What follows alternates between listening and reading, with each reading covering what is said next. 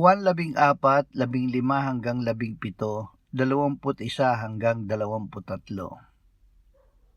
Kung ako'y inyong minamahal ay tutuparin ninyo ang aking mga utos. At hihingin ko sa Ama at kayo'y bibigyan niya ng isa pang mga aliw upang makasama ninyo siya magpakailanman.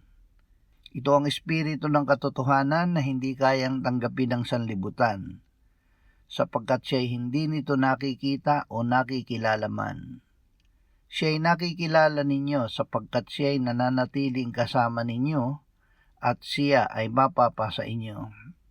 Siyang mayroon ang aking mga utos at tinutupad ang mga iyon ay siyang nagmamahal sa akin, at ang nagmamahal sa akin ay mamahalin ng aking Ama, at siya'y mamahalin ko at ihahayag ko ang aking sarili sa kanya.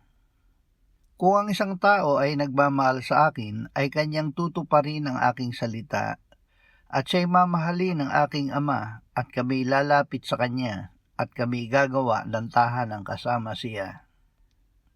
Diyos ang nag-aaring matuwid. Ang mananampalataya ay inaaring matuwid ng Diyos dahil matapos na siya ay kanyang iligtas at patawarin, ang Diyos ay nagsimulang manahan sa kanya. Inilagay ng Diyos sa kanya ang kanyang katuwiran kaya't siya ay naging katuwiran ng Diyos. Dahil sa kanyang pananampalataya sa Panginoong Hesus na namatay at muling nabuhay, ipinamumuhay niya ang buhay ni Jesus at ginagawa ang gawa at ipinagagawa ng Diyos sa kanyang salita.